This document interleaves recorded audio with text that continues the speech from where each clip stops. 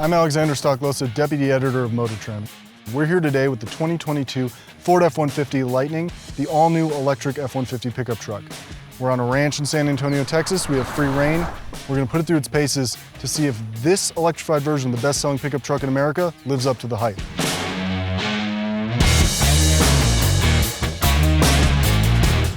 A lot of you may be looking at this Lightning thinking, wow, that looks a lot like a regular Ford F-150, and you're right, it does. However, underneath it's completely different with dual electric motors, batteries between the frame rails, and a fully independent suspension.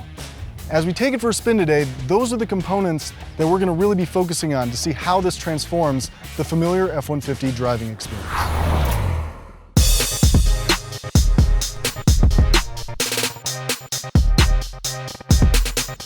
So this is the main parlor trick here, 580 horsepower, 775 pound-feet of torque. We can put it in sport mode, which we've already done, and I've got my foot on my brake, and I'm gonna floor it. Ready?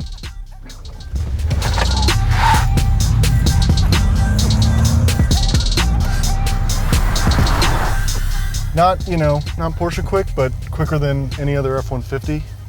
Leave a little chirp from the front tires. It's fun.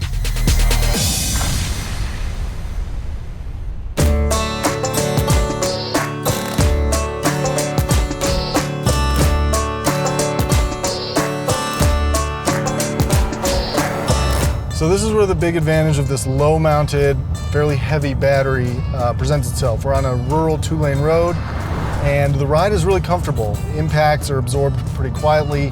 The independent rear suspension, which is an F-150 first, minimizes head toss. It's absorbing surface differences, and combined with this steering, which feels quicker than a normal F-150, we're going to go around the corner here. It's a sharp driving truck.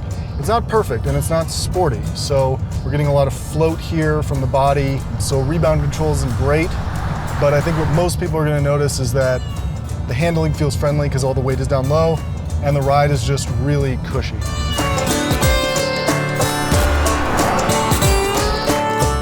So one of the key EV-specific features for this F-150 is the one-pedal driving. It's a driver-selectable mode. Activate it, and to slow the truck, you simply back your foot off of the accelerator, and you're given a braking force. Largely what this is, it's pleasant for you because you never have to touch the physical brake pedal, one less step. So if you time it right, you can bring the truck to a complete stop. Even better, it shoves a bunch of that energy that would otherwise be lost to braking through the mechanical brakes into your battery, saving you some range.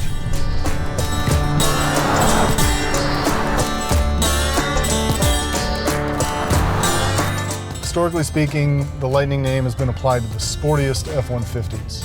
We'll couch that with, this is probably the sportiest F-150 you can buy today for on-road driving, but it's not geared toward being sporty. It doesn't feel like it's trying to chase after Tesla. It just sort of happens to be the most powerful, sort of best handling regular F-150 you can buy.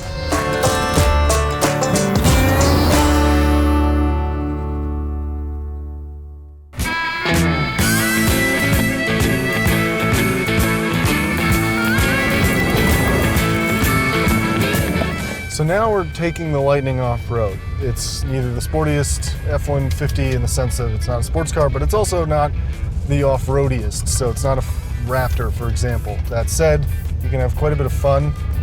We're on some loose gravel roads, so take advantage of the power, four-wheel drive, hang the tail out. You can kind of whip it around. That said, ground clearance-wise, traditional rock bashing specs are a little tamer. You're looking at something roughly equivalent to an FX4 equipped regular F-150.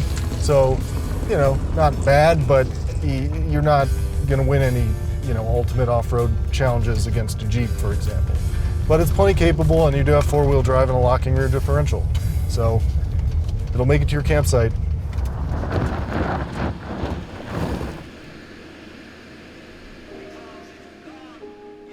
It's the end of a really long, really hot Texas day. We've spent our time behind the wheel of the 2022 Ford F-150 Lightning. While we started out the day describing how mainstream it looks, underneath, this is the total package. This has the capability, the power certainly, that any truck buyer is looking for.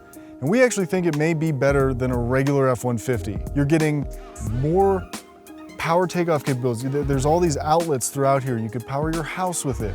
You could power a welder with it. I mean, this thing is this like mobile camping station that you can just go anywhere with. Things it won't do really well, if you need to tow long distances. We found that the range drops off pretty hard, as it does if it has a gas engine, of course, but that's important to a lot of truck buyers, being able to go long distances on a single tank, in this case, single charge.